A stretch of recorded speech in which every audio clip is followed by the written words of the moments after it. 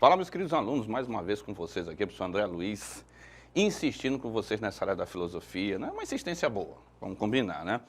Trazendo alguns conhecimentos que podem ajudar, devem ajudar e vão ajudar vocês, olha, em todas as áreas, tá? Você pode pegar a área de exatas, que vocês, né? Ixi, área de exatas, professor, filosofia, claro, ajuda muito. Nós temos aula aqui, questões sobre lógica, por exemplo.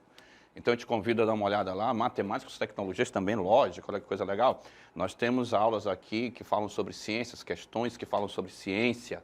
Tá? Aí entra na biologia, entra na física, entra na química, conhecimento científico.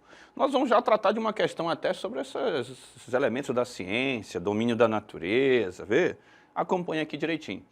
Língua portuguesa, argumentação, nós temos aqui questões sobre argumentação, exercícios sobre argumentação, silogismo, na área da lógica também, mas nós temos também como construir argumentos a partir das reflexões que fazemos aqui com os autores que tratamos, com as respostas e, claro, as frases, né, aquele famoso cabedal teórico, ou então o repertório para você tira muito daqui da filosofia. Então eu te convido a vir comigo, a fazer essa reflexão, sentar um pouquinho, prestar atenção, mantenha o foco, para poder absorver direitinho, sabe, todo o conteúdo.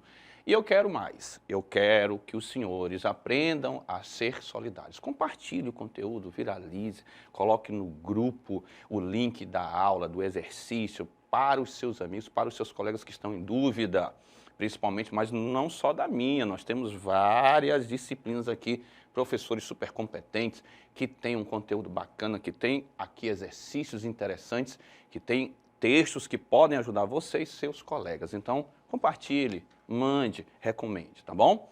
Conto com você, vamos junto nessa jornada. Precisamos fazer algumas reflexões aqui sobre uma das maiores áreas da filosofia, que é a ética. Olha, eu até aconselho os senhores a tratarem esta área não só para a vida, mas para o vestibular também, com muito carinho, viu? Obviamente que quando a gente estuda ética, é uma coisa assim que mexe com a gente, mexe dentro da gente, tá? Não tem ser humano absolutamente ético, todo mundo é predisposto a falhas, todo mundo tem seus dias ruins, como se você for pegar Nietzsche, por exemplo, você vai perceber muito isso. Existe Apolo e Dionísio. Tem dia que Dionísio ele bota mais a mão em cima da gente, Apolo sai de lado, saca? Mas é normal.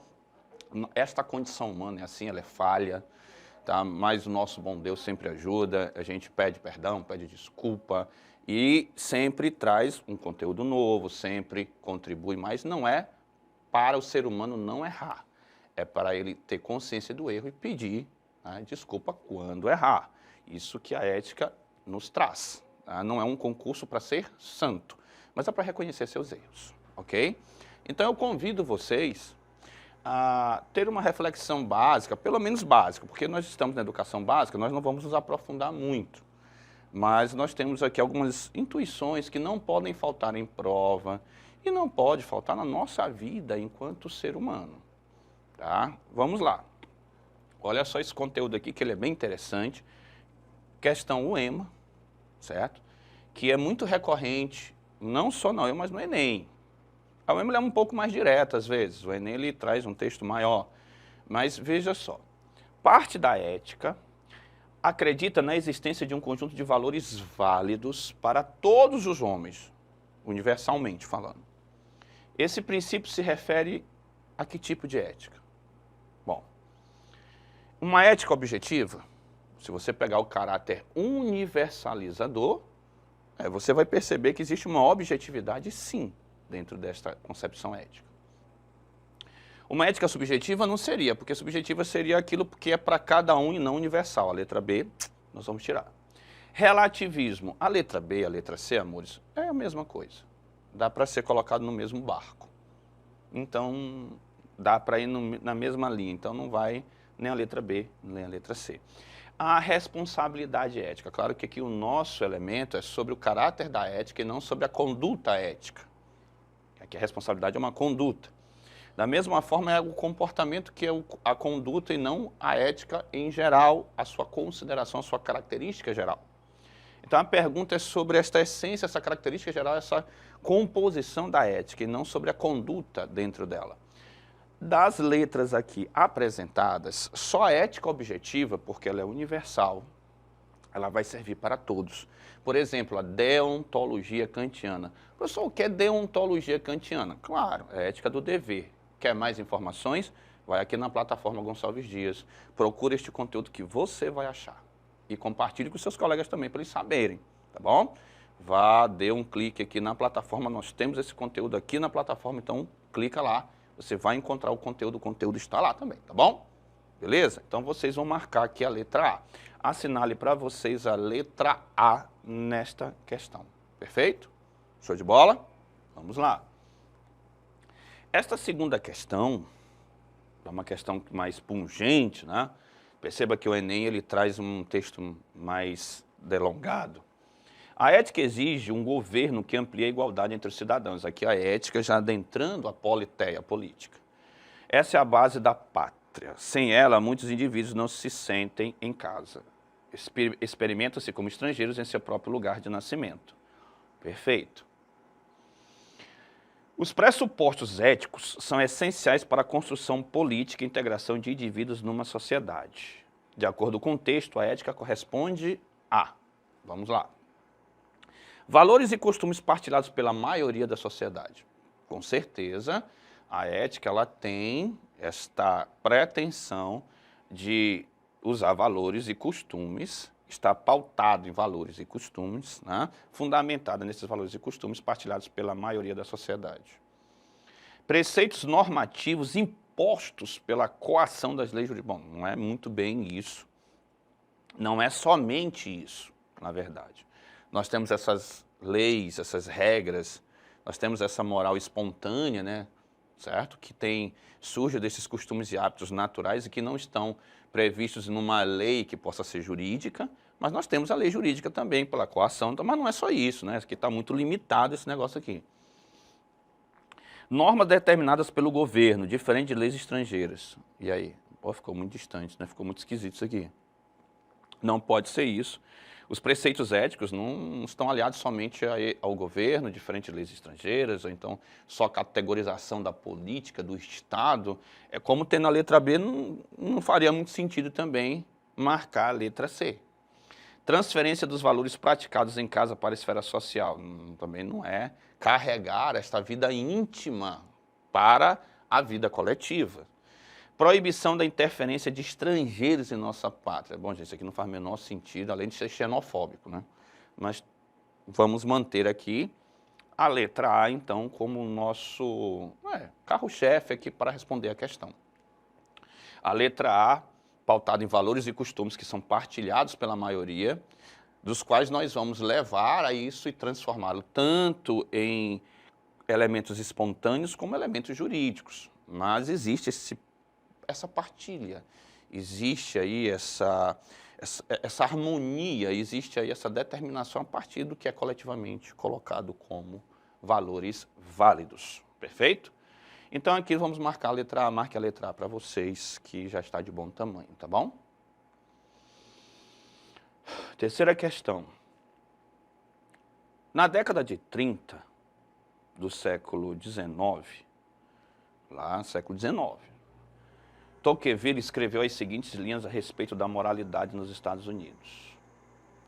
A opinião pública norte-americana é particularmente dura com a falta de moral, pois esta desvia a atenção frente à busca do bem-estar e prejudica a harmonia doméstica, que é tão essencial ao sucesso dos negócios. Nesse sentido, pode dizer que ser casto é uma questão de honra. Forte esse texto, né? Do trecho infere-se, ou seja, conclui-se, inferir é concluir, tá? Concluir, que para Tocqueville os norte-americanos do seu tempo, agora nós vamos buscar o que ele está dizendo sobre os norte-americanos ali no tempo, né, do qual ele está. Buscavam êxito descurando as virtudes cívicas? Não, não é isso que o texto está trazendo para a gente. Tinham na vida moral, constituíam a moralidade numa garantia de enriquecimento rápido. Não, também vocês estão vendo que não é isso que o texto está dizendo, tá? Ó, o texto está trazendo uma outra condição para a gente raciocinar sobre esses elementos. Valorizam um conceito de honra dissociado do comportamento ético? Não, não é também isso, dissociado, separado. relacionava a conduta moral dos indivíduos ao progresso econômico. Olha que coisa legal. Você vai perceber que o texto, ele está trazendo para a gente uma condição de desenvolvimento moral, carga de valores, a constituição ética do cidadão como compatível ao desenvolvimento econômico. Tá? O texto ele é muito feliz ao trazer essa prerrogativa. A letra D, então, traz uma sugestão bem melhor do que todas as outras, A, B e C, que estão pautando em elementos que, na verdade, o texto está rechaçando. Somente o desenvolvimento econômico, trazendo um enriquecimento individual rápido, não. Qualidades associadas à moralidade, ao comportamento humano como compatível ao desenvolvimento econômico, como o progresso econômico também. Acreditavam que o comportamento casto perturbava a harmonia. Não, não perturba, pelo contrário, ele está a serviço e traz uma grande reflexão sobre esta harmonia da própria sociedade em que ele está inserido. Perceba uma coisa importante, uma sociedade sadia moralmente, ela tende a ter um desenvolvimento, certo? Muito maior. Imagine você se nós conseguíssemos eliminar, não dá para eliminar a corrupção 100%, né? Vamos dizer assim, poxa, é uma utopia. Mas se nós conseguíssemos diminuir, minimizá-la o máximo que pudéssemos, o quanto saúde, lazer, moradia, educação não ganhariam com isso. É isso que esse texto está trazendo para a gente. A saúde moral, a saúde, os valores, né, sendo salutares, saudáveis. Nós teríamos indivíduos que, claro, eles promoveriam uma capacidade muito maior de desenvolvimento até econômico, porque o desenvolvimento pessoal, a honestidade, a condição de favorecimento ao coletivo e não somente ao indivíduo, tem um impacto muito positivo até no elemento econômico. Então aprenda uma coisa com o nosso autor, Alex Tocqueville, que é muito importante. A saúde moral, a tentativa de você ser melhor, de você ser alguém moralmente correto, vai favorecer você em todos os âmbitos. Não é só no âmbito religioso, não é só no lar com a família, mas também na prosperidade que você vai ter dentro do seu negócio. E isso vai fazer com que o Estado, com que a nação e o país cresça também, ok? Você passa a ser reconhecido também pela sua saúde moral e pelos valores que você sustenta. Então, senhores, aqui somente a letra D de dado que pode ser assinalada. Com muito orgulho, a letra D de dado é a nossa melhor para ser aqui assinalada, tá? Marque para você a letra D, marque a letra D, certo? Quarta questão. Na ética contemporânea, a ética contemporânea já é né, nós temos várias propostas aqui, temos de ver como é que vem a questão, e ela tem um bojo bem grande, né? Então vamos lá. O sujeito não é mais o sujeito substancial, soberano, absolutamente livre, nem um sujeito empírico puramente natural. Ele é simultaneamente os dois, na medida em que é um sujeito histórico-social. Então é toda uma harmonia entre várias interpretações da história, da coletividade e assim vai. Assim, a ética adquire um dimensionamento político, uma vez que a ação do sujeito não pode ser mais vista e avaliada fora da relação social coletiva.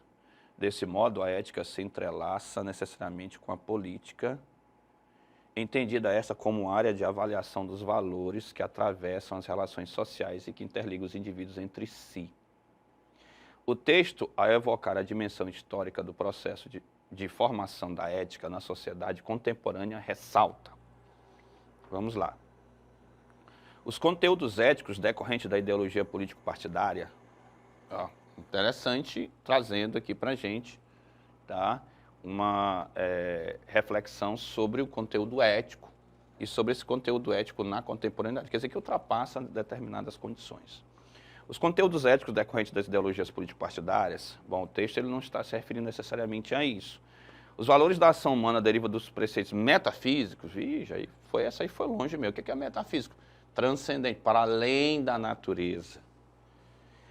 A sistematização de valores desassociados da cultura? Não, desassociado da cultura não, gente. Né? E aí a gente precisa ter muito cuidado, porque esse ser substancial, ele, claro, não é somente essa materialidade, esse soberano absolutamente livre, ele também não existe mais, ele está ali, ó, todo harmonicamente, ele está todo integrado em uma funcionalidade, então ele precisa ser visto como um todo. Ele não pode ser apenas com ideologias partidárias, ele não pode estar somente a preceitos metafísicos ou até mesmo religiosos, né, como provavelmente se entende aqui. Ele não está com valores dissociados da cultura, que são costumes e hábitos coletivos. Eu não posso dissociar isso. O sentido coletivo e político das ações humanas e individuais. Bom, faz mais sentido. Embora as ações humanas sejam individuais, mas elas precisam ganhar um sentido coletivo e político do todo, dessa harmonia social, desse convívio com os outros também.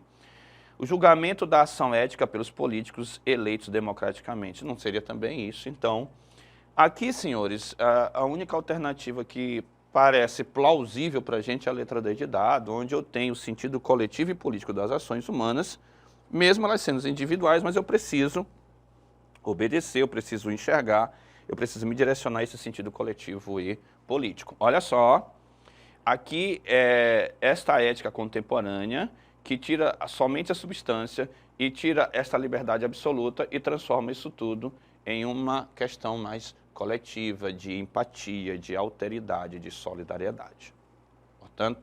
Portanto, a nossa letra D é a única que a gente entende que pode fazer alguma coisa por nós hoje aqui nessa questão, tá? Marque para os senhores, então, a letra D de dado, correto? Vamos lá? Marque a letra D para a gente vai ficar aqui como a nossa sugestão de resposta. Quinta questão, meus senhores, vamos lá, estamos terminando aqui já.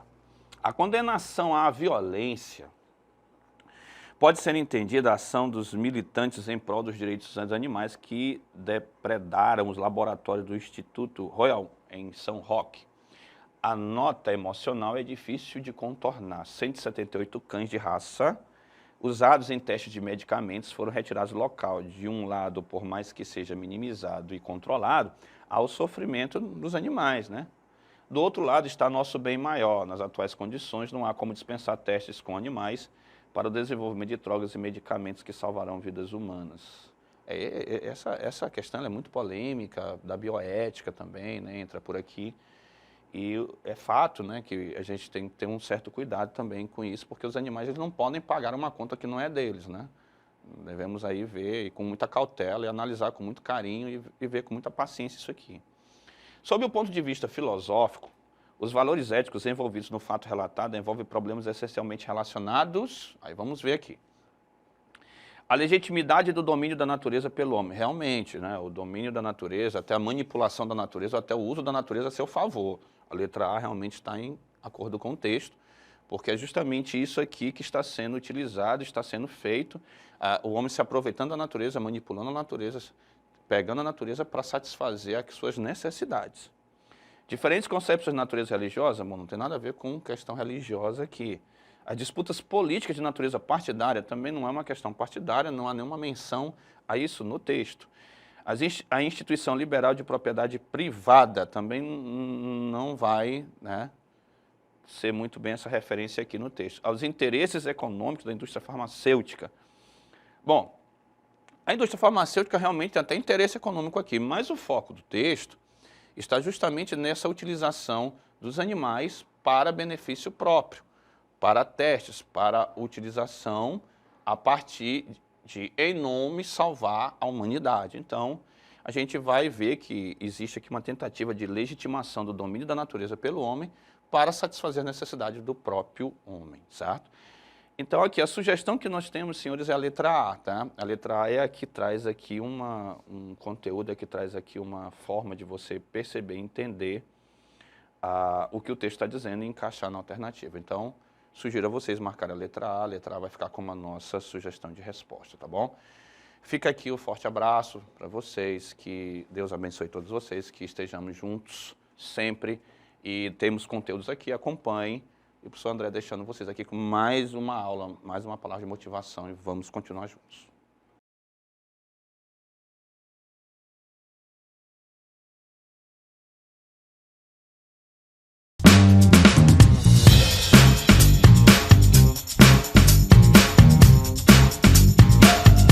Fala, meus queridos alunos, mais uma vez com vocês aqui, professor André Luiz, trazendo algumas reflexões na área da filosofia, algumas questões, na verdade. Nós vamos responder uns exercícios sobre uma das áreas famosas, a segunda maior área da filosofia, que é a ética. Vou logo te apresentando aqui, ó, e a sua grande condição de estudo, o seu objeto, que é a moralidade. Eu quero te lembrar uma coisa importante. Primeiro, eu estou sempre pedindo que você compartilhe os nossos conteúdos, que você mande aos seus colegas.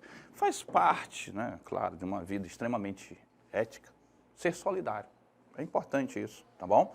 Então, faça o seguinte, compartilhe, mande, faça, dê a sugestão, mande o link mesmo nos grupos. Os grupos que você tiver, você sabe que tem algum amigo que está precisando, que não tem condição de pagar aí algum curso mais caro, então médio. Mas você sabe que a pessoa quer estudar, então faça esse serviço, não é concorrência, é extrema solidariedade. Então seja solidário, tá bom? Mande para seus colegas e para aqueles que vocês sabem. Não esqueçam do foco. É importante que você se concentre um pouquinho. Nós vamos tratar de algumas questões aqui, elas não vão se delongar tanto. Então eu te convido aí a fazer um esforço de ficar focado. Crie o seu foco por estes minutos que nós vamos utilizar aqui para responder algumas questões e dar algumas dicas para vocês nesta área da ética, que é a segunda grande área da filosofia. Depois da epistemologia, é uma das áreas mais cobradas em prova. Aí nós temos ética, política, estética, metafísica nem tanto, tá? Mas vamos falar aqui um pouquinho sobre ética e moral primeiro. Eu preciso que você coloque na cabeça uma coisa. Na filosofia, e a gente começa assim, eu preciso disso primeiro. Na filosofia, principalmente no conhecimento que nos diz respeito, que é a filosofia, existe essa diferenciação entre ética e moral, tá? Então eu conto aí com a tua colaboração de sempre fazer a diferenciação entre ética e moral, a ética como uma área da filosofia, uma espécie de ciência que estuda a moralidade. Então a moralidade é um objeto de estudo. A ética enquanto mais teoria, reflexão, a moral mais enquanto prática, ação. Correto? Então vamos aqui seguir com essa diferenciação porque ela é necessária. Geralmente as pessoas no senso comum fazem uma confusão e usam até como sinônimos. Aí não é muito legal, não faça isso. A gente não pode cair nesta senda. Eu te convido aqui, nós temos aula na plataforma Gonçalves Dias sobre ética e moral. Então venha, dê uma olhada, anote, beba nessa fonte que ela é interessante, tá bom? Dá só ali um Gonçalves Dias, pega a plataforma Gonçalves Dias e assiste, anota, faz os teus apontamentos, revisa depois, para tu veres o quanto é diferente uma da outra, tá bom? Vamos lá? Nós temos aqui uma questão muito badalada pelo Enem, que fala sobre a noção que nós temos de comportamentos éticos e morais adequados, principalmente em relação ao brasileiro, que no Brasil nós temos uma certa dificuldade com essas regras, etc. e tal, que a moralidade vão colocar e as reflexões sobre elas a partir da ética. Então nós temos problemas como corrupção. Ó, se o país fosse resultado dos padrões morais que as pessoas dizem aprovar, pareceria mais com a Escandinávia do que com o próprio Brasil. O distanciamento entre reconhecer e cumprir, tá?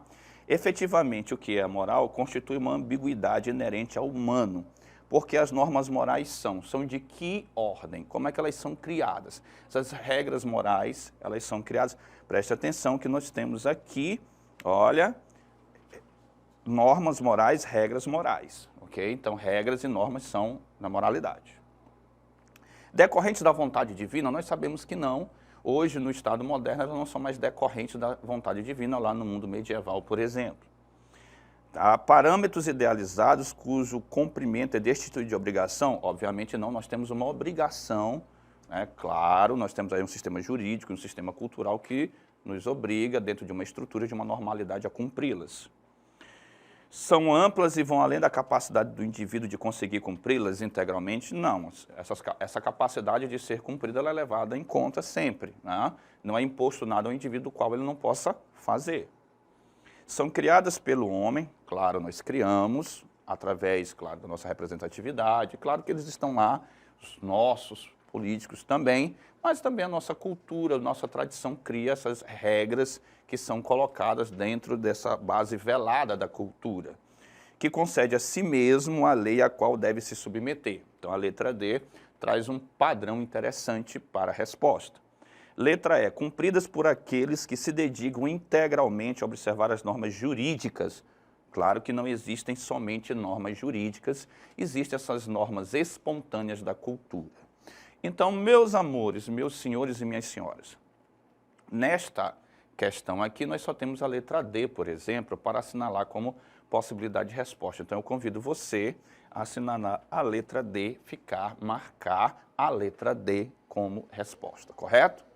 Perfeito? São normas criadas pelos próprios seres humanos, que concedem, obviamente, a eles mesmos e que devem observar, claro, a obrigação de cumpri-las. Eles devem se submeter a elas, correto? Vamos continuar? Temos mais uma aqui interessante para a gente fazer. No mito de Édipo Rei, são dignos de destaque os temas do destino e do determinismo. Determinismo, liberdade, liberdade e determinismo. A liberdade é um dos grandes temas da ética, e uma das grandes condições da moralidade, assim como o determinismo também. Nós temos liberdade, mas nós precisamos obedecer aquilo que as regras e normas, tanto espontâneas como jurídicas, nos impõem. Daí trazer essa questão do determinismo da liberdade para a gente conversar aqui um pouco sobre isso. Ambos são características do mito grego e abordam as relações entre liberdade humana e providência divina. A expressão filosófica que toma como pressuposto a tese do determinismo. O determinismo está justamente na obrigação, naquilo que está escrito previamente, naquilo que é decidido fora de nós, não por nós, obedecendo às leis, obviamente, e essas normas espontâneas da cultura, certo? Então, o determinismo ele está para além de nós, ele é decidido fora de nós. Nasci para satisfazer a grande necessidade que eu tinha de mim mesmo. Não, isso aqui é liberdade, até porque é de Sartre e um dos grandes temas do Sartre é a liberdade. Ter fé é assinar uma folha em branco e deixar que Deus escreva o que quiser. Olha, Santo Agostinho. Deixar Deus escrever o que quiser, ele determinar a nossa condição humana. Aquilo que nós podemos fazer ou não, aquilo que temos de fazer ou não. Isso aqui é interessante, a letra B realmente trata de um determinismo. Quem não tem medo da vida também não tem medo da morte. Isso aqui fala de liberdade, em Schopenhauer. Não me pergunte quem sou eu, e não me diga para permanecer o mesmo. Ora, não me diga para permanecer o mesmo, eu posso mudar. A liberdade aqui em Foucault. O homem, em seu orgulho, criou a Deus, a sua imagem e semelhança. Olha, foi o homem aqui que criou Deus, não foi Deus quem criou o homem, na concepção nietzschiana, então isso fala de liberdade. A única que fala em algo previamente determinado, algo como determinismo, é a letra B que traz Santo Agostinho. E entendam uma coisa que é importante. A expressão livre-arbítrio é uma expressão que é utilizada pelos teólogos, mas da Bíblia em si não há esse termo. Santo Agostinho pertence à patrística, uma leitura cristã da Idade Média sobre o neoplatonismo. E até mesmo no livre-arbítrio você não pode fazer tudo o que quer. Isso é importante, existe um determinismo ali. Porque, veja só, é uma questão lógica. Se Deus tivesse autorizado você a fazer tudo o que você quer, até o mal ele teria autorizado você a fazer. Deus nunca fez isso. Então, sempre haverá um tom de determinismo nessas instâncias. Então, marque para você a letra B de bola. A única que traz para a gente uma noção de determinismo é a letra B. Correto? Vamos lá? Beleza pura? Gostou dessa do Santo Agostinho? Então, vamos embora comigo que tem mais. Se todo movimento é solidário de outro, e sempre um novo sai de um antigo, segundo uma ordem determinada, seus elementos não fazem pela sua declinação qualquer princípio de movimento que quebre as leis do destino, de modo que as causas não se sigam perpetuamente às causas, de onde vem esta liberdade que tem os seres vivos, Lucrécio da natureza, os pensadores. Ó. Considerando o texto acima e os debates em torno do problema do livre-arbítrio e do determinismo, assinale a alternativa correta, certo? Vamos lá. O indeterminismo é a doutrina filosófica que consiste na defesa de que qualquer acontecimento é resultado de causa que antecede? Não, o indeterminismo é o contrário do determinismo. então não haveria essa causalidade. Letra B. Há um dilema em torno do determinismo. Se o determinismo for verdadeiro, então ficamos privados de liberdade e de responsabilidade. Correto. Temos aqui uma coisa interessante. Se o determinismo for falso e certos acontecimentos carecem de causa, então ficamos mais uma vez privados da liberdade e de responsabilidade. Bom, parece que aqui temos alguma coisa interessante, tá? Os incompatibilistas, também chamados de deterministas radicais, são aqueles que consideram que a liberdade e o determinismo são compatíveis, as causas que o antecedem de todos os eventos são sempre incompatíveis. Bom, aqui nós temos uma problemática, tá? Letra D. Os problemas suscitados pelo debate entre o determinismo e a liberdade não se relacionam de nenhuma forma. Os problemas suscitados pelo debate entre o determinismo e a liberdade não se relacionam de nenhuma forma, como qualquer questões teológicas. Aqui também nós temos uma problemática difícil de resolver. O indeterminismo no âmbito da ética sustenta que, da mesma forma que o ser humano não tem o poder de alterar o passado, o presente. O indeterminismo no âmbito da ética sustenta que, da mesma forma que o ser humano não tem o poder de alterar o passado, o presente e o futuro, ele também não pode ter nenhum tipo de controle sobre suas ações e nenhuma liberdade de escolha. Então, aqui nós temos 5 alternativas que são importantes para a gente tentar perceber. Portanto, então, vamos ficar com a letra B de bola, que é a nossa questão aqui, base para determinismo e indeterminismo. Veja só, o determinismo ele nos tiraria a responsabilidade, perfeito? Então, se tudo está determinado, nós somos apenas atores, nós não somos autores. Então, nos privaria da responsabilidade. Tá? E se ele for falso, certos acontecimentos não teriam causa para realmente estarem conosco. Então, nós teríamos aí um dilema sem solução, perfeito? Então, letra B de bola, ok? Essa questão ela é muito polêmica, mas aqui nós vamos trazer esta leitura e esta solução, esta forma de interpretá-la, certo? Na quarta questão, é uma questão interessante, a quarta questão fala sobre um dos grandes sistematizadores da ética, que é Aristóteles. Ok? A felicidade é, portanto, a melhor, a mais nobre, a mais aprazível coisa do mundo. E esses atributos não devem estar separados, como na inscrição existente em Delfos. Das coisas, a mais nobre é a mais justa, e a melhor é a saúde, porém a mais doce é ter o que amamos. Todos esses atributos estão presentes nas mais excelentes atividades, e entre essas, a melhor, nós a identificamos como felicidade. É interessante que os vestibulares usam muito a expressão também eudaimonia. Já apareceu no Enem essa expressão, felicidade, ética, eudaimonia e política. Uma coisa interessante, Aristóteles coloca dentro, né, do conhecimento ético a necessidade dele ser o quê? Ser executado na polis. Então, vai para a politeia, vai para a política também, correto?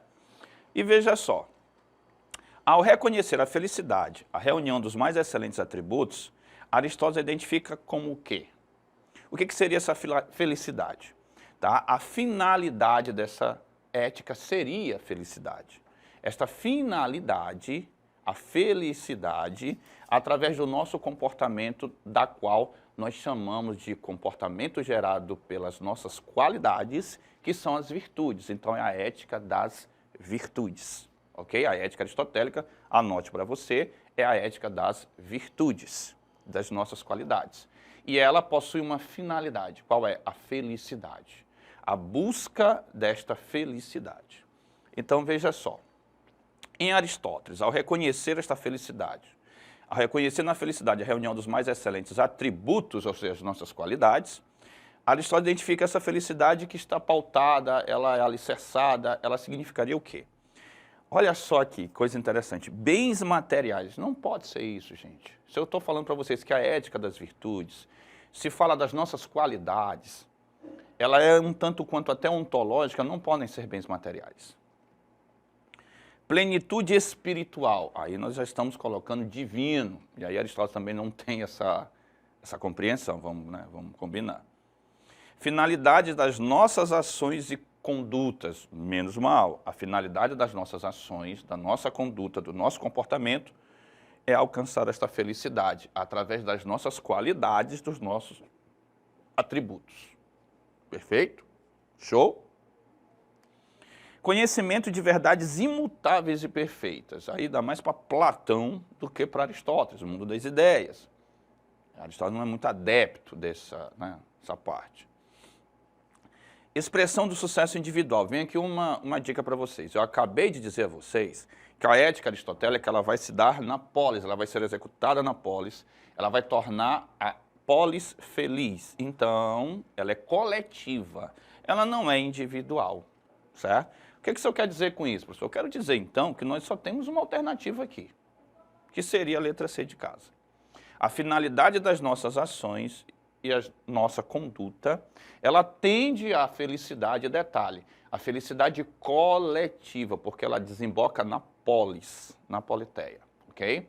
Não necessariamente só para o indivíduo. Essa busca de felicidade individual pertence mais ao helenismo, às doutrinas helenísticas, às éticas helenísticas, que nós vamos já ver uma questão sobre isso. Quer ver? Vamos lá?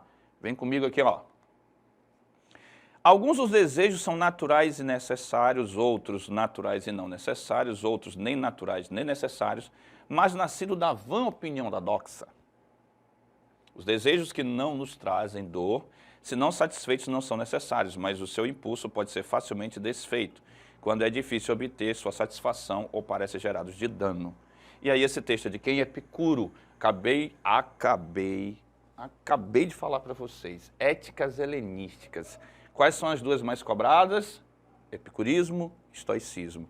E aí nós já mudamos o padrão, não é mais na polis, é para o indivíduo.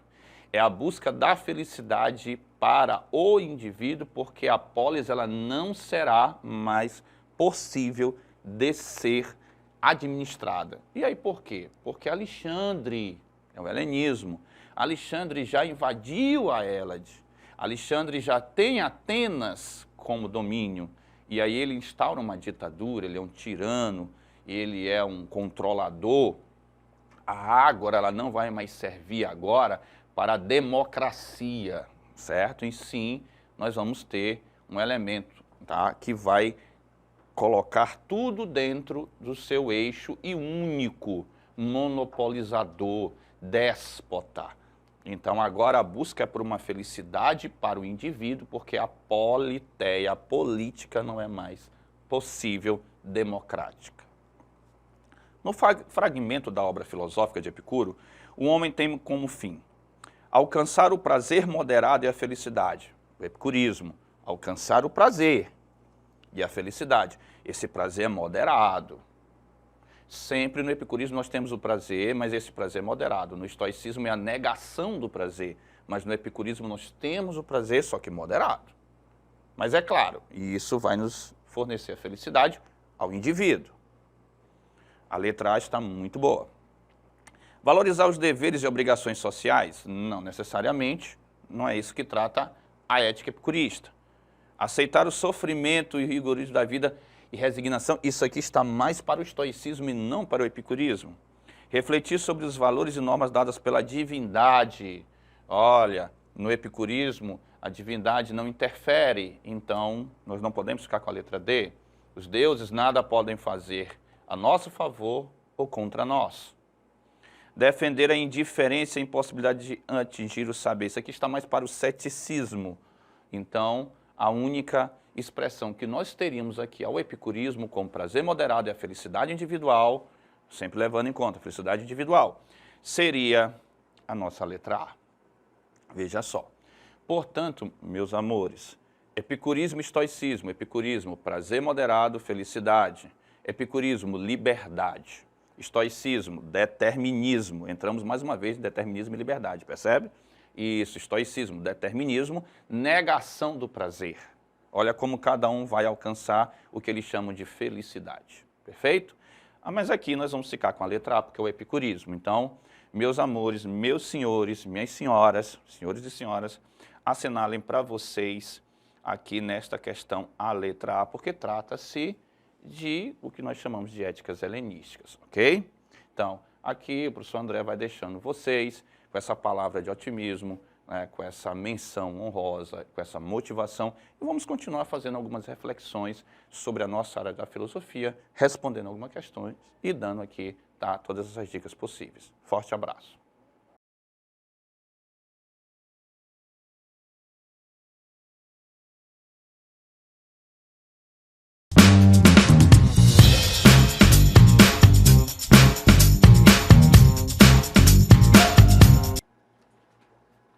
E aí, meus amores, tudo bem com vocês? Eu sou a professora Renata Fex, sou professora de matemática da plataforma Gonçalves Dias e você já sabe, né? Nosso encontro marcado, sou pontual, estou aqui para o nosso momento de estudo. Aqui nós estamos nos preparando para 2 exames que você aí está estudando, fazendo exercício, já viu toda a parte teórica e agora nós vamos treinar.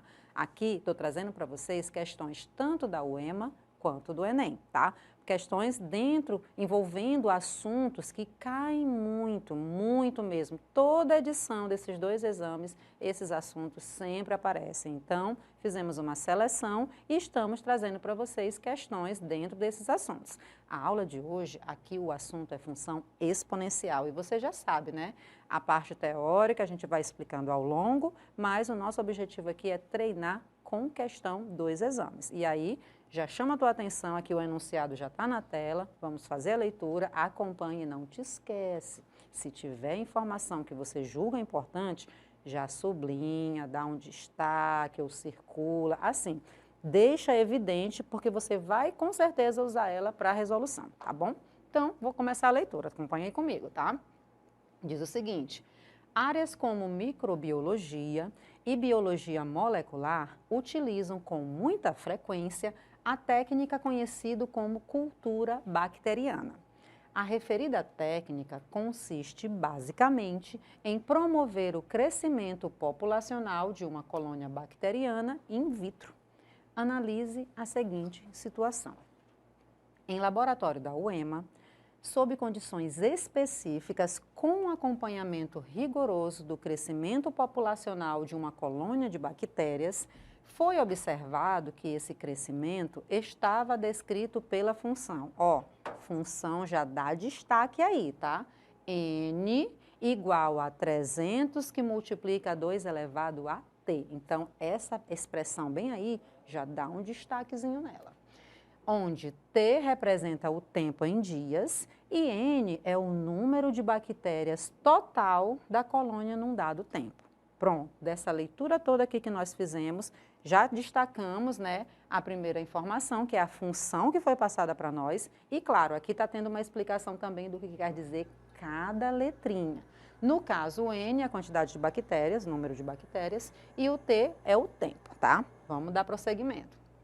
Considere a função descrita no laboratório da UEMA.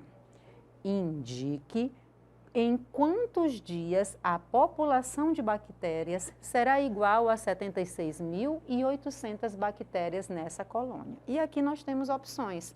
Na letra A, 8 dias. Na letra B, 7 dias.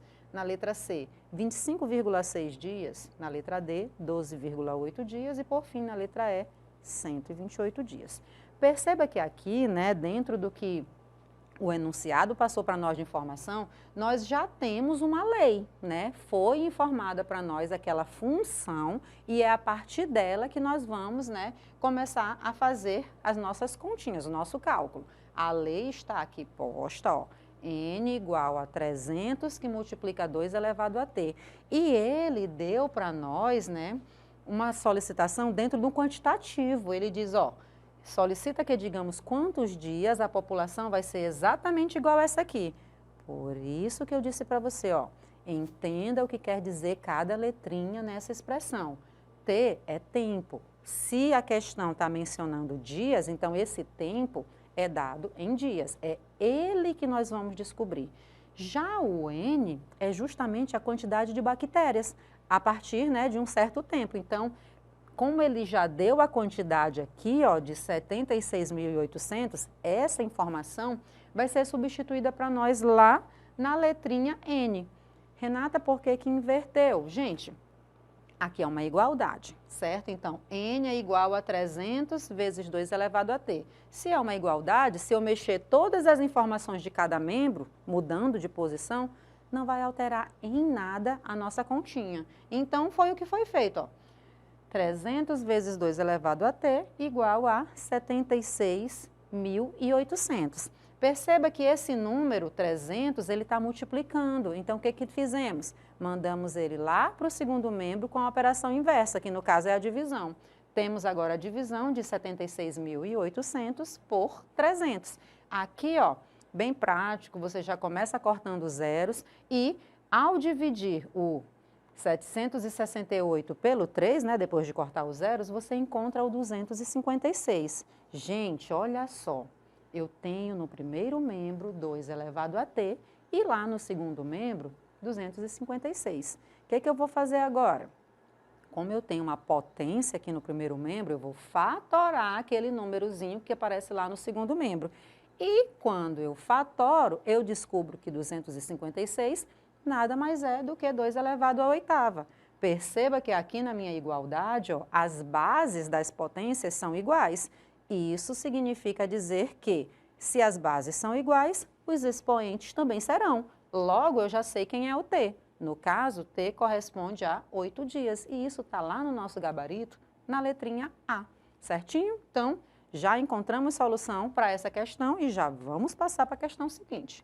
Acompanhe a leitura aí comigo. Ela diz o seguinte, ó. Um laboratório realizou um teste para calcular a velocidade de reprodução de um tipo de bactéria.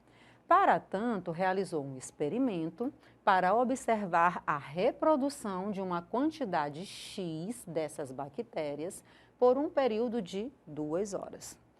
Após esse período, constava no habitáculo do experimento uma população de 189.440 da citada bactéria, tá?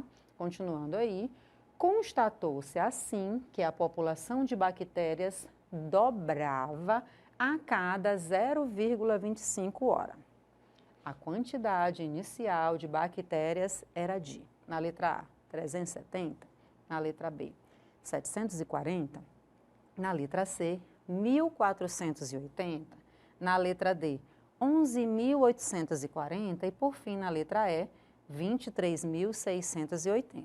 Aqui, gente, perceba que, né, diferente lá da questão que era da UEMA, aqui eu já tenho uma explicação, né, dentro da função exponencial, já que ele diz que a população dobrava a cada fração de tempo, né, que a gente pode considerar fração, já que está escrita do decimal, e para que a gente perceba, né, essas informações aqui, eu já te adianto, até botei a explicaçãozinha para você, caso tenha alguma dúvida, fazer a leitura quantas vezes você quiser, tá? Acompanha comigo aí que diz o seguinte, ó.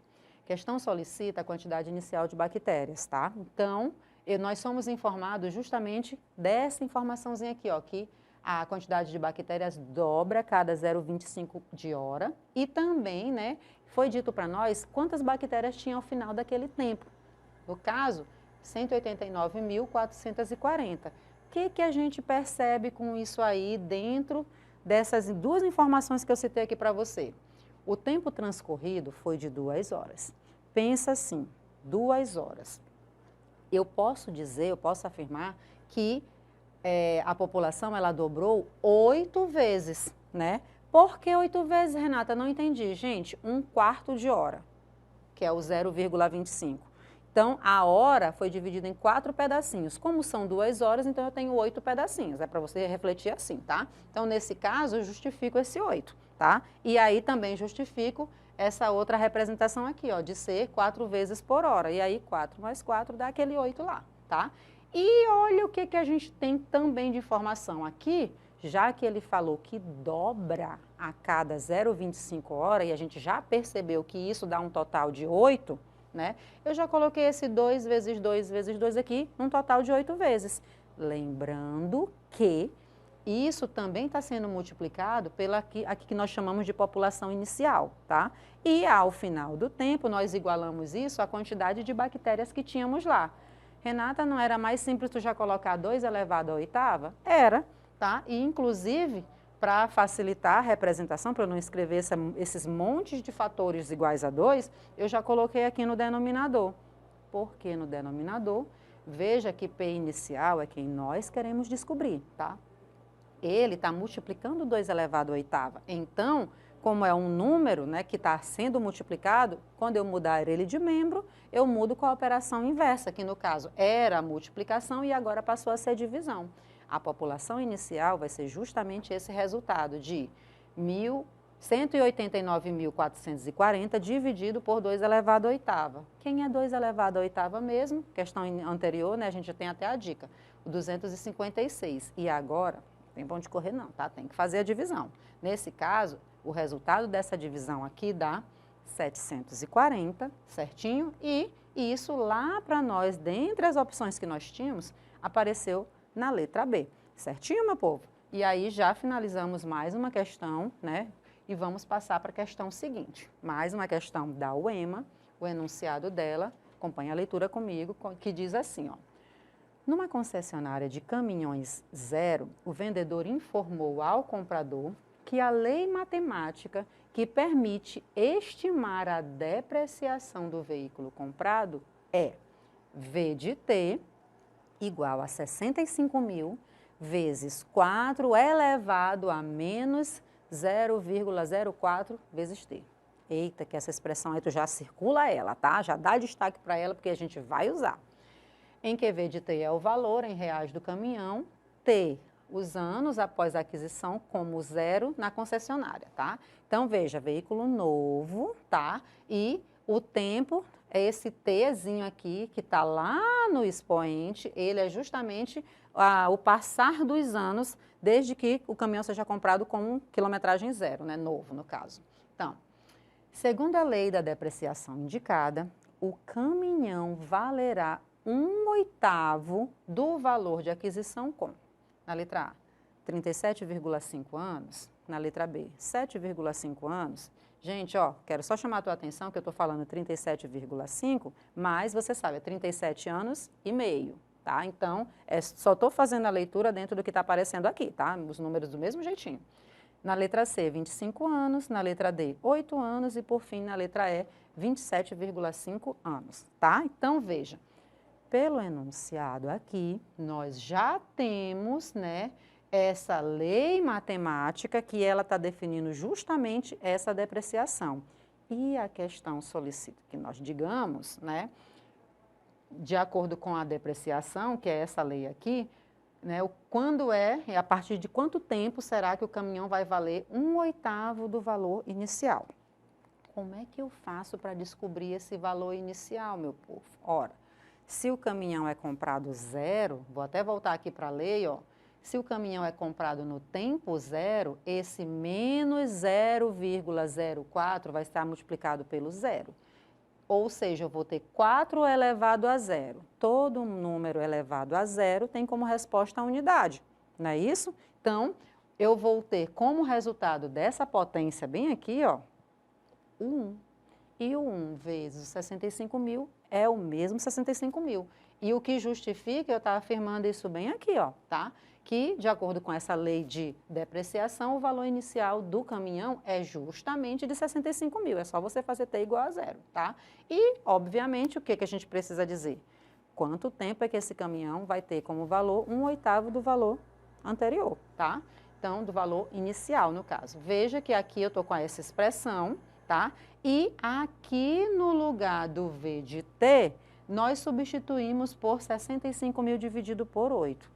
Gente, eu estou seguindo aquilo que o enunciado me passou. Ele quer saber em quanto tempo o caminhão, né, o preço dele vai ser 1/8 do valor inicial. Qual é o valor inicial? A gente acabou de achar, né?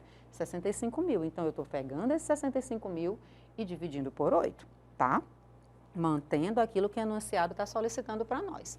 Continuando aí, ó, perceba que aqui eu tenho 65.000 que apareceu neste membro, no primeiro membro, e também lá no segundo. Eu posso, né, um elimina o outro, então 65.000 dividido por 65.000 deu a unidade, e aqui também vai ficar a unidade. E 1 vezes qualquer coisa, você já sabe, continua dando qualquer coisa, né? Nesse caso aqui, Esse qualquer coisa é 4 elevado a menos 0,04t. Olha como eu tenho a expressão agora. 1/8 igual a 4 elevado a menos 0,04 vezes t. O que eu faço agora? Gente, tudo aqui é uma potência de base 2, certo? Então, esse 1/8, estamos escrevendo ele em potência de base 2. No denominador, acompanha comigo, o 8 é 2 elevado à terceira. Como ele está no denominador, para eu escrever a potência bonitinha, né, tirando essa fração, eu vou precisar colocar o expoente negativo. Então, nesse caso aqui, eu tenho 2 elevado a menos 3, primeiro membro. Lá no segundo, esse 4, que é a base, ele nada mais é do que 2 ao quadrado. E veja, aqui, ó, pela escrita, eu tenho uma potência de potência. Significa dizer que eu vou fazer uma multiplicaçãozinha, certo? Então, ó, repetir aqui no primeiro membro, nós temos 2 elevado a menos 3, igualzinho, tá? E lá no segundo membro, nós multiplicamos esse expoente 2 pelo restante do outro expoente, ó, menos 0,08, que é a multiplicação do 2 vezes menos 0,04t, tá? Então, só fazendo a multiplicaçãozinha. Agora a gente vai dar uma parada, respirar que tá terminando, tá? Então, calma. Eu já tenho base igual, tá? Quando as bases são iguais, eu também igualo quem? Os expoentes. Então, esse é o nosso próximo passo, ó.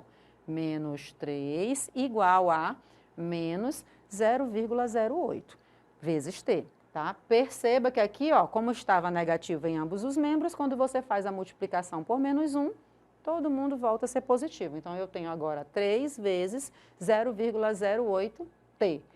Aqui, eu só reescrevi esse número que está na sua escrita de decimal para fracionária, tá? Então, 0,08 nada mais é do que 8 sobre 100, tá? E agora? Agora dá para nós fazermos produto dos meios igual a produto dos extremos, ou chamada multiplicação em x. Veja que o denominador do 3 é a unidade. Então, na multiplicação em x, nós vamos ter 8t em um membro, né? E 3 vezes 100, que dá o 300. Agora, sim, eu vou fazer a divisão do 300 pelo 8 e vou descobrir justamente que esse tempo corresponde a 37,5. Perceba que lá nas opções, esse 37,5 já apareceu na letra A. E aí, né, para completar, né, a questão dando a resposta no formato correto, o caminhão passou a custar 1/8 do seu valor, né, de compra, passados 37 anos e meio. Então, veja, gente, mais uma questão aqui que nós respondemos, tá? Vamos passar para uma questão seguinte. Caso não dê tempo, a gente já deixa disponível para você a solução, tá? Não se preocupa, não. Questão do Enem, leitura, eu vou tentar acelerar só um pouquinho para que a gente garanta pelo menos a leitura e a compreensão, tá? Vamos lá. Enquanto um ser está vivo, a quantidade de carbono 14 nele existente não se altera. Quando ele morre, essa quantidade vai diminuindo. Sabe-se que a meia-vida do carbono 14 é de 5.730 anos, ou seja, num fóssil de um organismo que morreu há 5.730 anos, haverá metade do carbono 14 que existia quando ele estava vivo. Assim, cientistas e arqueólogos usam a seguinte fórmula para saber a idade de um fóssil encontrado: Q de T igual a QO vezes 2 elevado a menos T dividido por 5.730, em que T é o tempo medido em ano, Q de T é a quantidade de carbono 14 medida no instante T e QO é a quantidade de carbono 14 no ser vivo correspondente. Um grupo de arqueólogos, numa de suas expedições, encontrou 5 fósseis de espécies conhecidas e mediram a quantidade de carbono 14 existente nele. Na tabela temos esses valores juntamente com a quantidade de carbono 14 nas referidas espécies vivas. Então, temos essa tabela aqui, né? A gente já explicou tudinho. E a solicitação é para que nós digamos o fóssil mais antigo encontrado nessa expedição. Dentro desses 5 aqui, cada uma está nas opções. Então, veja. Aqui, para a gente descobrir esse fóssil mais antigo, a gente vai fazer substituição direta lá na fórmula, tá? Direta mesmo. Eu vou já começar com o fóssil 1. Então, lá no fóssil 1 eu tenho, né, QO 128 e Q de T 32. Fazendo a substituição aqui, o nosso objetivo é descobrir quem é t. Então, 128 está multiplicando, vai passar dividindo, repete-se o restante, o resultado da divisão dá 1/4, e aqui eu estou escrevendo em potências de base 2 para descobrir quem é o t. Nesse caso aqui, ó, o t, eu nem vou fazer a multiplicação, gente, já vou deixar desse jeitinho aqui, tá? Isso vai ser feito para todos os outros. Eu vou avançar aqui na tela, tá? Para você perceber que aqui, ó, fóssil mais antigo, já temos aqui para o fóssil 2, tá? Assim vai ser feito para os demais, como eu disse para você, estou só avançando, depois você vai dando pause, porque todo o procedimento de cálculo é igual. Já chego aqui na minha resposta, tá, gente? Então, aqui o nosso gabarito é a letra B, o fóssil 2. Beijinho para vocês e até a próxima aula. Tchau, tchau.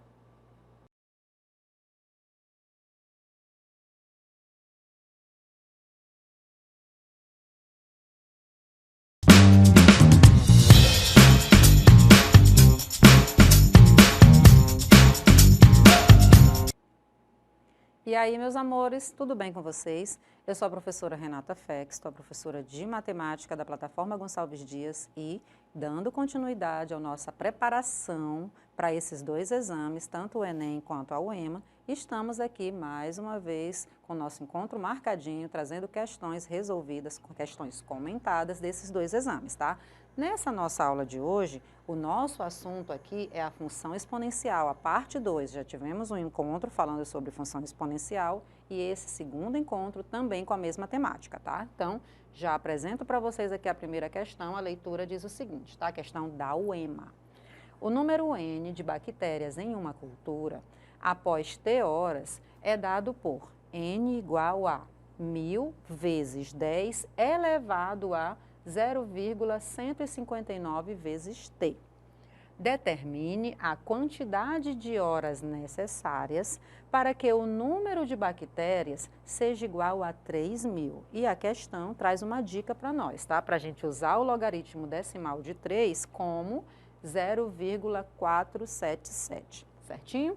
Então, aqui a gente só precisa entender, né, o que significa cada letrinha dessas aqui, ó, o N e o T. E o próprio enunciado já nos deu essa dica. N é número de bactérias e o T é o tempo dado em horas. Perceba que está bem aqui essa informação, ó, T horas, tá? E, obviamente, se ele quer saber, né, a quantidade de horas necessárias, significa que é esse T que nós vamos descobrir. E lá no lugarzinho do N, nós vamos substituir pelo 3.000, tá? Então, já passei aqui toda a dica para vocês. Você já entendeu que lá onde aparece o N, nós vamos substituir por 3.000. E aí, olha como ficou. 3.000 igual a 1.000, que multiplica 10 elevado a 0,159T. Perceba que aqui no meu segundo membro, ó, houve apenas uma repetição da escrita, tá? A única coisa que modificou foi o N que foi substituído. Perceba também que esse 1.000 está multiplicando. Então, ele vai passar dividindo. É a mesma coisa de estar cortando zeros, tá? Mas a gente gosta de mostrar a divisão para não haver nenhuma dúvida. Então, fazendo a divisão, esse resultado dá 3.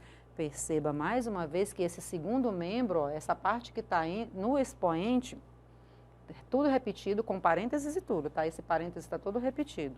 Renata, por que tu não colocou o expoente? Bom, o expoente não, desculpa, o parênteses. Bom, aqui era um produto, né, uma multiplicação, então fazia sentido até para que não houvesse confusão, já que, né, tem zeros, uma quantidade de 3 zeros aqui. Então, para efeitos de organização, aqui ficou legal colocar entre parênteses para nós entendermos, né, cada informação dessas.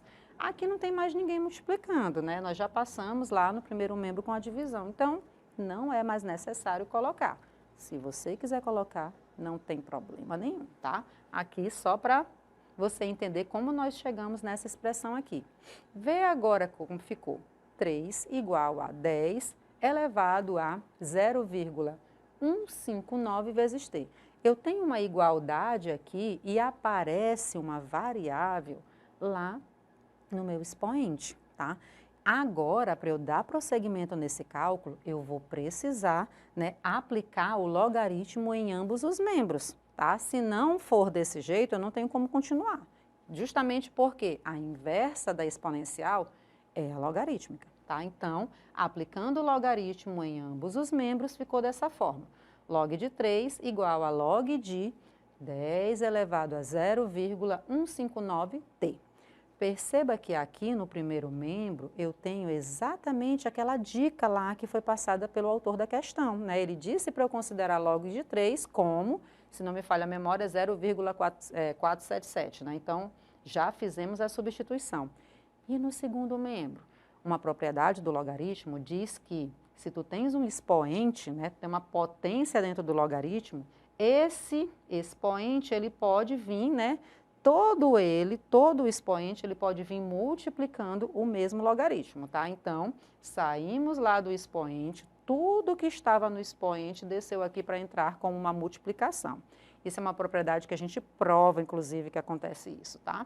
Então, agora nós temos 0,159t vezes o log de 10. Gente, você deve lembrar que quando nós não escrevemos a base do logaritmo, já fica subentendido que ela é 10. E perceba que bem aqui, ó, no segundo membro, eu tenho log de 10 na base 10. Todas as vezes que essa informação se repete, né, isso dá igual a unidade. Então, log de 10 na base 10 é 1. 1 vezes 0,159t é a mesma informação, ó, 0,159t. Agora sim, a partir desse momento, nós já podemos fazer a divisão, isolar essa variável t. Então, esse t vai ser o resultado da divisão de 0,477 por 0,159. Perceba que aqui eu tenho 3 algarismos após a vírgula, tanto no numerador quanto no denominador. É a mesma coisa de fazer a divisão do 477 pelo 159, tá? Por isso que nós colocamos, porque seria como se nós multiplicássemos por 1000, tanto no numerador quanto no denominador, para eliminar a vírgula. Renata, eu posso fazer a divisão normal com os números com vírgula? Pode, mas não te esquece que num exame dessa natureza, tu não tem o suporte da calculadora. Então, é interessante a gente estar lembrando sempre desses conceitos, né, dessas estratégias de cálculo para agilizar o teu cálculo em si, tá? Então, a divisão é 477 por 159, divisão exata, tá? Nossa resposta aqui, o t deu igual a 3 e aqui, como não tem opção para marcar, nós complementamos, né, colocamos uma resposta para garantir que finalizamos a questão. Então, serão necessárias 3 horas. Vamos passar para a questão seguinte, questão de número 2, questão agora do Enem, e o enunciado dela diz o seguinte, ó. Em um experimento, uma cultura de bactérias tem sua população reduzida pela metade a cada hora, devido à ação de um agente bactericida.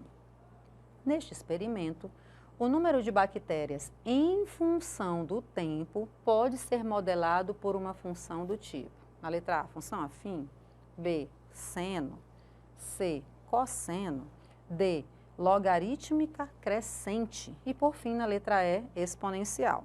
Aqui, né, você, aluno que está estudando, se preparando, lembrando da temática, né, da nossa aula, que é função exponencial, você já vai lá diretão e tá, exponencial. Tá certo, tá sim. Só que, claro, você precisa relembrar o porquê, dentro das informações que foram passadas no enunciado, nós vamos montar e justificar de porquê que ela é exponencial, tá? Então, fica atento aí na explicação, porque vai que, né, aparece uma questão semelhante, aí você já tem toda a estratégia de cálculo para montar, tá? Então, vamos para algumas explicações. Aqui nós vamos chamar de PO o número de bactérias no momento inicial. Por que disso? Porque foi falado, né, que ao passar das horas, no caso, passando-se 1 hora, eu vou ter a população, né, na metade. Então, eu vou pegar aquele PO e vou dividir por 2, certinho? Se passar mais 1 hora, então, total 2 horas, eu já vou ter aquele PO dividido por 4. Quem é esse 4? Na verdade, é o PO dividido por 2 ao quadrado. Lembra? PO dividido por 2 dividido por 2. Por isso é que gera esse quadrado aqui no denominador, tá? Se passarem 3 horas, eu vou ter PO dividido por 8. Renata, como é que foi isso? Tu vai pegar a anterior, PO dividido por 2 ao quadrado, que era o 4, tá? E vai dividir por 2 mais uma vez. Então, tu vai gerar um PO dividido por 2 à terceira. E quem é 2 à terceira mesmo? O 8, tá? O que eu quero chamar a tua atenção aqui? Gente, olha para os expoentes de base 2. Olha o que está acontecendo, ó. 1 hora. Quem é esse 2 aqui? Qual é o expoente dele? 1. 2 horas. Qual é o expoente aqui? 2. 3 horas. Qual é o expoente agora? 3. Duvido. Se forem 4 horas, expoente, me diz aí. Eu tenho certeza que tu vai dizer 4. Não é doido. Tu não é doido, tu vai dizer 4. Tenho certeza disso. E assim sucessivamente, meu povo. Se eu disser que esse tempo, eu chamar de uma letra, a exemplo x, se passarem x horas, como é que tu vai escrever essa lei? Tu vai escrever PO dividido por 2 elevado a x. E isso, meu povo, eu quero trazer para ti como informação que essa expressão aqui, por conta desse expoente lá, o x aqui, a variável no expoente, isso já é característica de função exponencial. A presença da variável no expoente. Pronto. Identificou a lei, formato dela é de função exponencial, gabarito, letra E.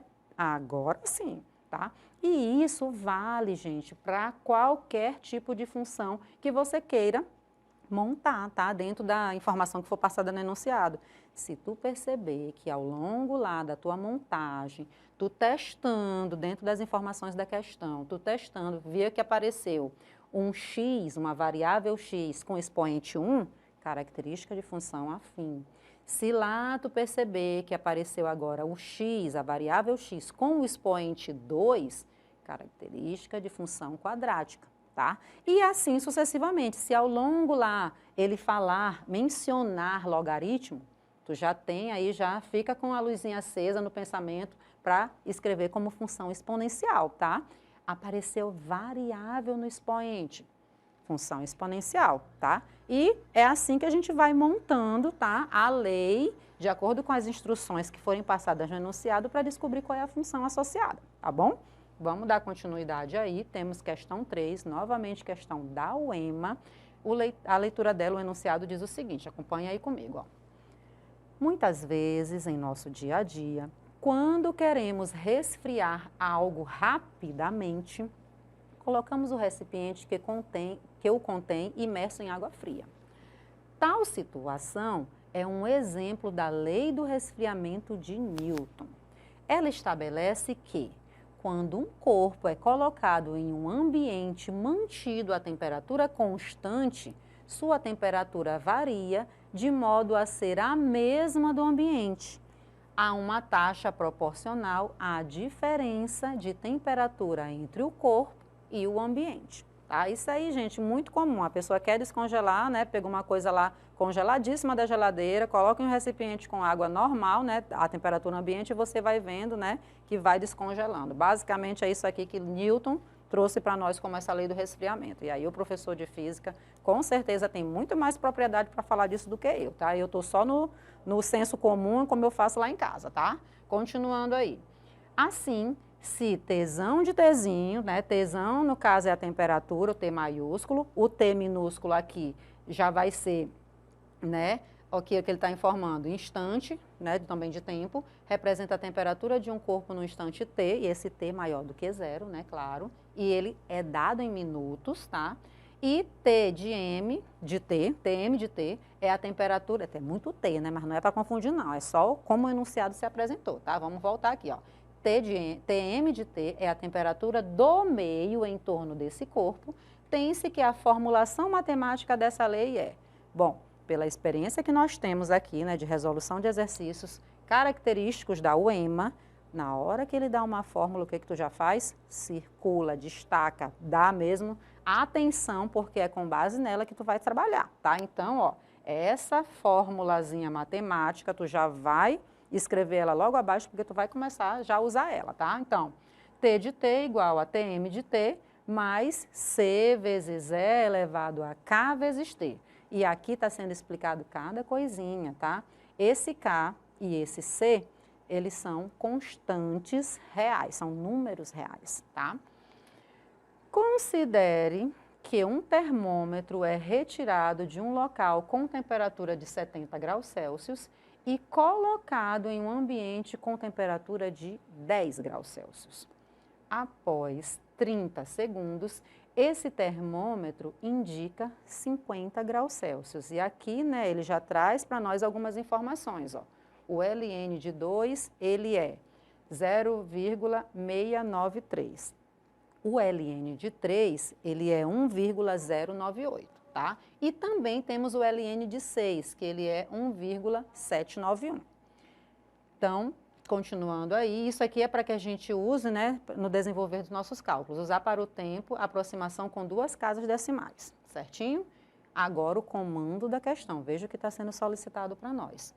O tempo em minutos necessário para que esse termômetro marque 20 graus Celsius é aproximadamente de, letra A, 0,81, letra B, 1,35, letra C, 2,21, letra D, 4,42 e, por fim, letra E, 132,66. Bom, você já entendeu aqui que esse tempo, a unidade de medida dele é minuto, tá? O T minúsculo, certo? E o T maiúsculo é a temperatura, tá? Então, vamos organizar aqui, né?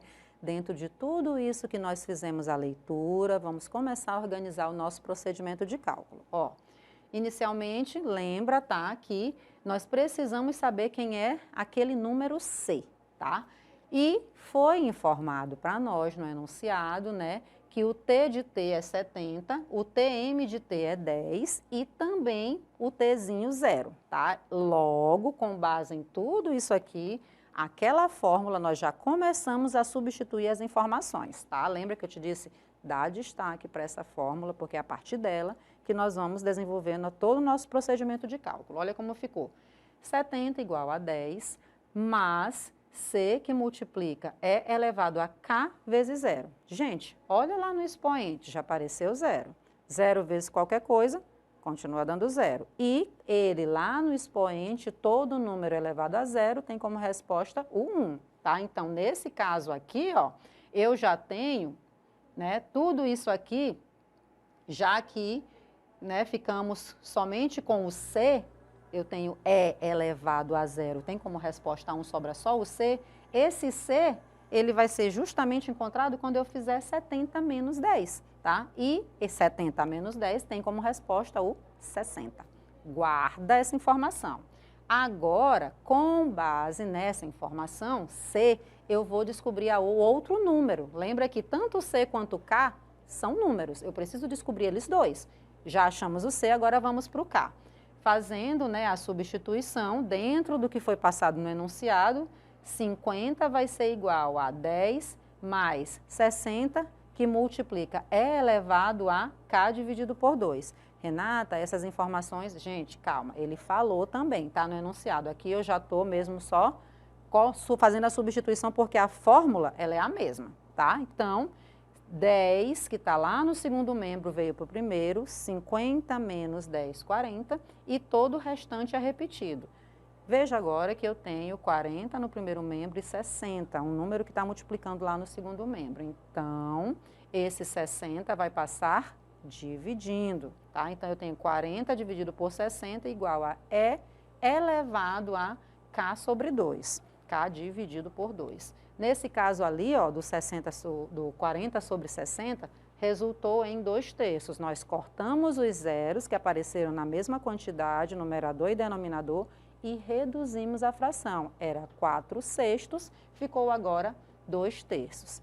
E agora? Agora perceba que eu tenho, né, duas informações desconhecidas. Eu tenho o E e eu tenho o K. Para eu dar procedimento no cálculo, eu vou precisar aplicar o logaritmo natural, tá? E esse logaritmo natural, ele é aplicado em ambos os membros. Primeiro membro, logaritmo natural de 2/3. Segundo membro, logaritmo natural de E elevado a K dividido por 2. Gente, dentro do logaritmo natural, eu tenho uma fração, portanto, uma divisão. E isso já me lembra, né, me faz lembrar uma propriedade do logaritmo. Quando eu tenho uma divisão, ela é transformada numa subtração. Então, logaritmo natural de 2, lá no numerador, né? Menos logaritmo natural de 3, aquele que era denominador, isso vai ser igual a... Lembra também que eu tenho um expoente, então esse expoente sai de lá e passa a multiplicar o próprio logaritmo. Então, eu tenho k dividido por 2 vezes o ln de e.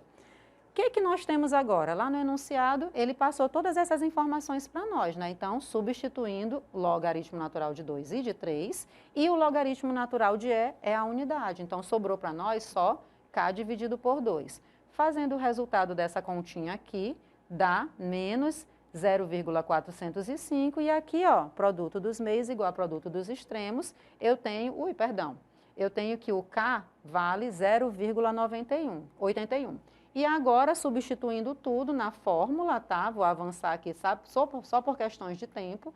20 é igual a 10 mais 60 vezes e elevado a menos 0,81t, já substituí o c e o k. E agora vou resolver. 10 para o primeiro membro, né? 20 menos 10, 10. Repito todo o restante. Aqui, 60 está multiplicando, passou dividindo, cortando os zeros, ficou 1/6. E, de novo, aplicando o logaritmo, tá? Fazendo o mesmo procedimento de cálculo, meu povo. Aqui, ó, eu descubro esse t igual a 2,21, já estou no meu gabarito, que é a letra C, 2,21. Tchau, tchau, beijo, até a próxima aula.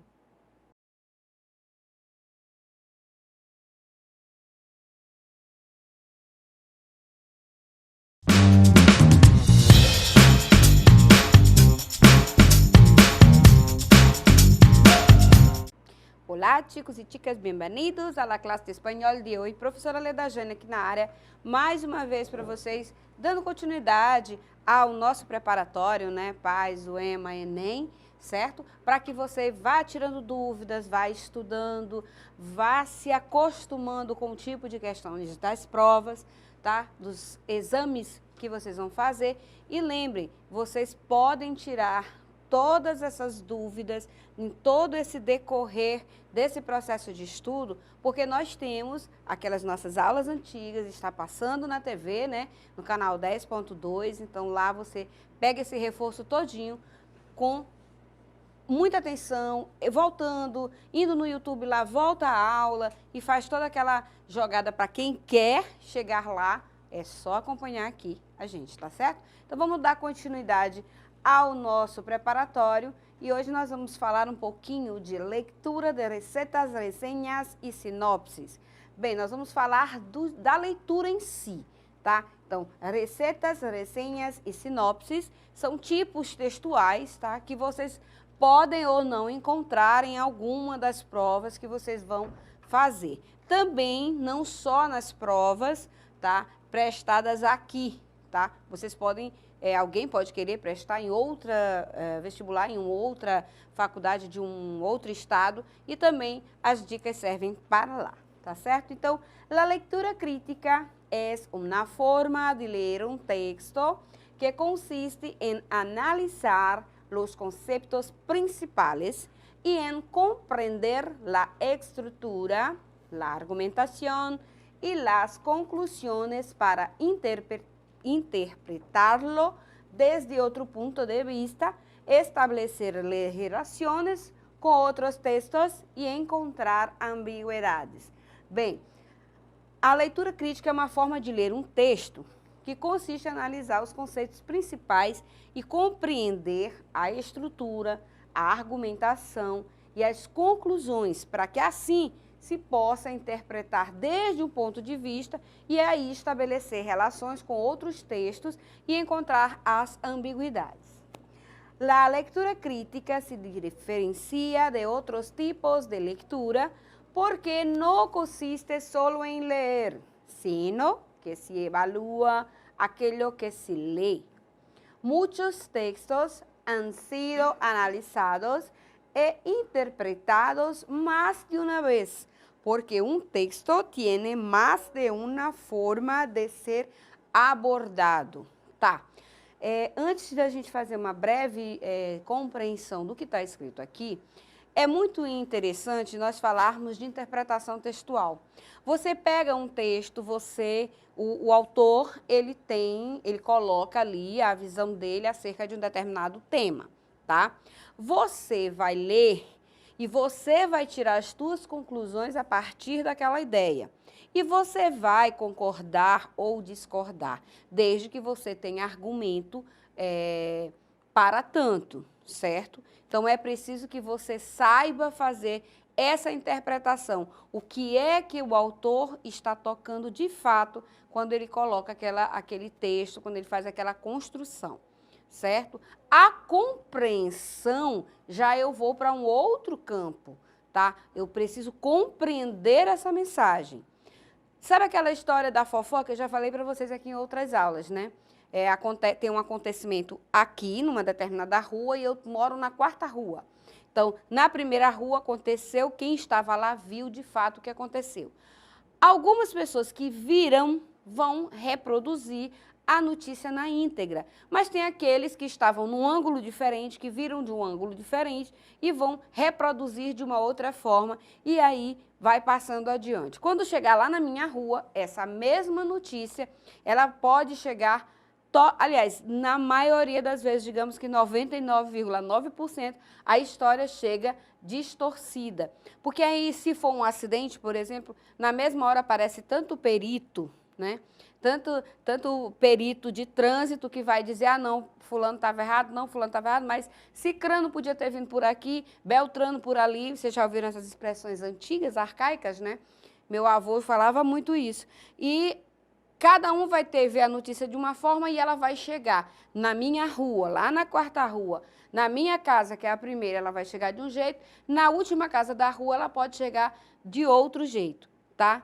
Já vem mudando de rua para rua. Então, assim se faz o famoso fuxico, a famosa fofoca, né? Então, para que a gente possa analisar e ter plena convicção daquilo que nós estamos analisando, certo? Na prova, você precisa ficar bastante atento ao que o autor está querendo te passar, para que você possa fazer uma leitura crítica diante da temática, certo? Então, a leitura crítica se diferencia de outros tipos de leitura, porque ela não consiste somente em ler. Então, não é aquela visão superficial da coisa, não. Então, eu tenho que passar dessa visão superficial, eu tenho que aprofundar mais o meu campo de visão sobre aquele assunto para que eu possa, de fato, compreender o que é que ele está me passando e assim facilitar na resolução da questão, do enunciado da questão. Muitos textos têm sido analisados e interpretados mais de uma vez, porque um texto ele tem mais de uma forma de ser abordado. É bem aí o exemplo que eu falei a respeito da notícia, né? Então, uma pessoa analisa de uma forma, outra já vai analisar de outra e assim sucessivamente. O que importa é que você consiga identificar o que de fato o autor quis te falar e que argumentos você tem para discordar ou concordar com o que ele está lhe passando. Vamos adiante. Há escritores e investigadores que se dedicam a analisar teorias, escritos, ensaios, textos literários, entre outros, para construir hipóteses que planteam uma nova forma de ler um texto e descobrem estes novos sentidos. Então, existem escritores e investigadores que se dedicam a analisar teorias, escrituras, ensaios, textos literários e outros tipos de texto, tá? Para daí construir as hipóteses que vão levar a uma nova forma de leitura do texto. E daí descobrem estes novos sentidos para aquele texto, tá? La lectura crítica se suele plasmar en distintos textos argumentativos en los que los autores analizan textos teóricos o artísticos com o fim de explicá-los de uma maneira distinta. Então, a leitura crítica, né, ela parte, geralmente, de textos argumentativos. São textos distintos. Não é qualquer tipo de texto, gente, que eu vou ter uma visão crítica. Existem textos que eu não preciso ter uma leitura crítica para compreendê-lo, tá? Então, é nesse sentido que ele coloca aqui. Como fazer essa leitura crítica? Por que nós estamos fazendo isso aqui antes da resolução das questões que nós temos para resolver?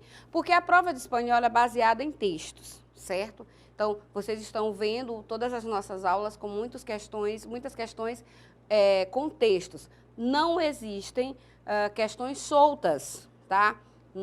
Nenhuma das duas provas, nem do Enem e nem da UEMA. Por isso, a gente precisa saber como fazer a coisa para daí, como ler o texto, como analisar, para que a gente possa ter uma maior segurança na hora da resolução do enunciado da questão que é baseada no texto. Então, como fazer uma leitura crítica? Para fazer uma leitura crítica é necessário ler o texto várias vezes para refletir sobre o que está contido nesse texto e a sua estrutura.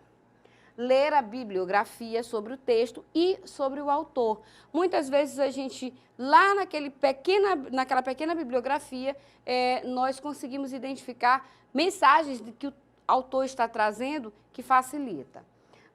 Colocar em dúvida as afirmações, argumentações e as conclusões, tá? Comparar com outros textos que abordem a mesma temática. Analisar as fontes que utiliza o autor e averiguar informações sobre o contexto ao qual se escreveu aquele texto, né?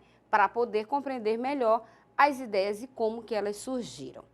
Bem, eu vou ter tempo de fazer isso na prova de vestibular? Não vou ter tempo de fazer isso na prova, tá? Mas isso aqui já serve porque você vai estudar daqui até lá e já serve para você fazer esse treino, tá? Na leitura dos textos. Como nós já falamos em outra aula, um dos tipos de texto que podem cair na prova são textos para que seja feita uma leitura crítica, porque é interpretação textual. A base da prova de espanhol, seja na UEMA, seja no Enem, ou em outros, na maioria dos vestibulares do Brasil, é a interpretação textual. Então, eu preciso saber fazer uma boa leitura.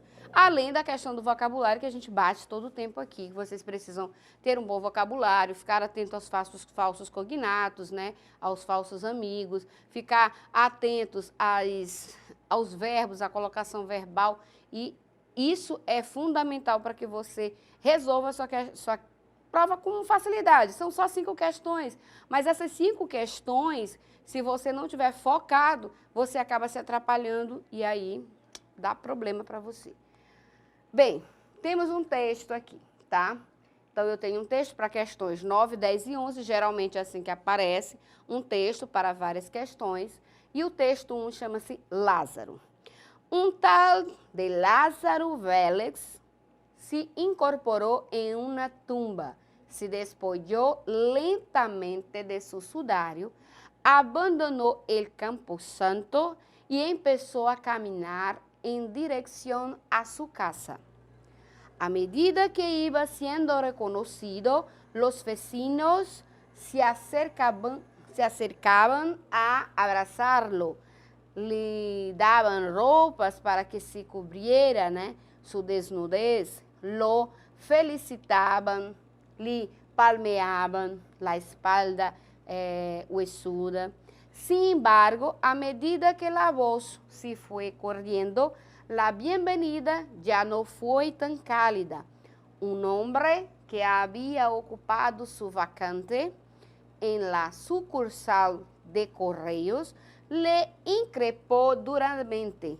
Tu regresso não me alegra, tá? Então, aqui, a primeira leitura, a primeira vista que a gente faz, está falando de um tal de Lázaro Vélez, e se vocês observarem, ele lembra alguma historinha conhecida nossa sobre Lázaro, né? Ele saiu de uma tumba, começou a caminhar lentamente, se desnudou, né? Tirou o seu sudário, né? Que provavelmente o enrolava na tumba, abandonou o Campo Santo, né? Abandonou aquela região onde ele estava santificado e começou a caminhar em direção à sua casa. À medida que ia sendo reconhecido, os vizinhos começaram a abraçá-lo davam roupas para que ele se cobrisse, já que ele estava desnudo, né? Lhe felicitavam, lhe abraçavam, lhe tocavam a mão, lhe davam, faziam aqueles tapinhas de cumprimento, né? E, à medida que ele foi correndo, que ele foi se aproximando, foi correndo a notícia, né? E aí, o retorno dele já não foi uma coisa tão, né, querida, tão quente, tão caliente, né? Um homem que havia ocupado o seu lugar em uma das sucursais do Correios, né, em uma das lojas do Correio, o recebeu duramente. E o que ele disse? Teu regresso não me alegra. Vamos dar continuidade ao texto. Vas a reclamar tu puesto y quizá te lo den. O sea que yo me quedaré en la calle. Recuerda que en mi casa tengo 5 bocas para alimentar. Prefiero que te vayas. La viuda de Lázaro Vélez, que pasado un tiempo prudencial se había vuelto a casar, le incriminó. ¿Y ahora qué? ¿Acaso pretendes que me condene por bígama? Si quieres que sea feliz, desaparece de mi vida, por favor. Olha só, então ele passou um tempo sumido, quando ele retornou, o serviço dele, o emprego dele já estava com outra pessoa, e a esposa dele, então viúva, né, tinha se casado com uma outra pessoa. Então, o que aconteceu?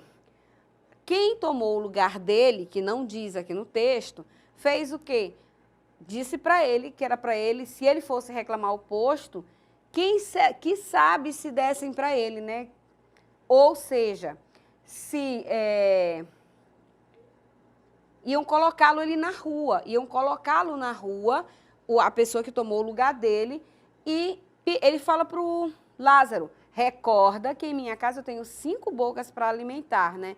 Eu prefiro que você vá embora, né? Eu prefiro que você esteja morto. Nas entrelinhas era isso que ele queria dizer. A viúva do mesmo Lázaro, né, passou um tempo, né, de luto, porque de costume, já havia voltado a se casar e colocou para ele, né? E agora, que pretendes, né? Acaso queres que me condenem por bígama? Então, se queres que eu seja feliz, desaparece da minha vida, por favor. Ou seja, ninguém queria Lázaro mais por perto. Um sobrino, que em su momento había heredado sus 4 vacas y 6 ovejas, se le reprochó airado. No pretenderás que te devuelva lo que ahora es legalmente mío. Vete, viejo, y no me molestes más. Mais um que tinha ficado com uma herança, né, com 4 vacas e 6 ovelhas, que ficou irado com a volta de Lázaro, né? E aí ele já cobra ele, não pretende que eu te devolva, né, todas os animais que ele tinha ganho, né? Já que para ele legalmente era dele. Lázaro estava dado como morto, né? Então, não me moleste, já viu e não me molestes mais. Lázaro Vélez resolveu não seguir avançando, mas bem começou a retroceder e à medida que desandava o caminho, se iba despojando de las roupas que al principio le habían brindado. Por fin, un viejo amigo que lo reconoció y no le reprochó nada, quizá porque nada tenía, se acercou a perguntar-lhe, ¿y ahora, a dónde irás? E Lázaro respondeu, a recuperar mi sudário, né? Então, aqui Lázaro, depois de tudo isso, né, dessa recepção calorosa, ele resolveu seguir, né, adiante.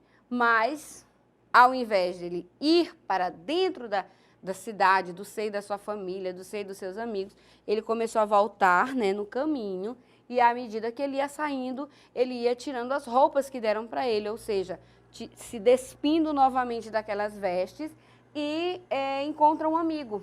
E esse amigo que o reconheceu perguntou para ele, né? Não cobrou nada, porque talvez não tivesse nada para cobrar, e aí perguntou para ele, agora, para onde irás, né, Lázaro? E ele respondeu, recuperar meu sudário, né? Remetendo à morte que ele supostamente estava saindo. E aí o que vem no texto? Olha só, um texto enorme desse, olha a questão que tem aqui. Segundo o texto, Lázaro Vélez não quiso mais seguir avançando, por quê? Segundo o texto, ele não quis mais seguir adiante, seguir avançando, por quê? Necessitava recuperar seu sudário. Estava despojado de las roupas que lhe haviam brindado. Percebeu que não era mais bem-vindo a sua gente. El hombre tinha 5 bocas para alimentar e a gente queria saber a onde iria agora. Tá, então, depois de toda essa tradução que eu fiz para vocês, certo? Que nós conversamos sobre o texto, fica fácil responder essa questão. Percebeu que não era mais bem-vindo no meio da sua gente. Então, percebeu que não era mais bem-vindo a sua gente. E aí eu quero falar uma coisinha, dar uma dica para vocês. Tem mais 2 questões que vocês vão responder sozinhos, mas eu faço questão de fazer uma observação aqui para vocês. Os textos, na maioria das vezes, ele vem grande, tá?